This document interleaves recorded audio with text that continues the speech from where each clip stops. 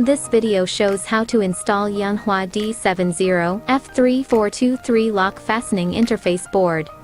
1. Push the lock fastening of the interface board to the unlock position.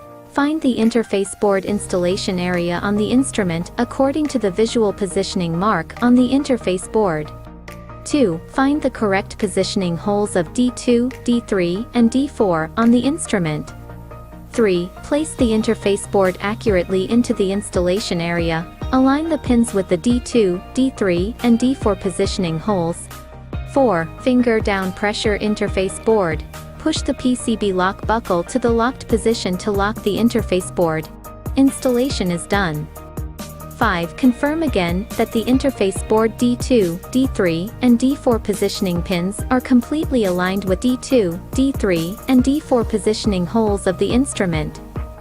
Yanhua MQB interface board has the advantages of compact size, precise pin positioning, easy installation, pin connection is firm and stable, not easy to loosen, and safer data reading and writing. Thank you for watching.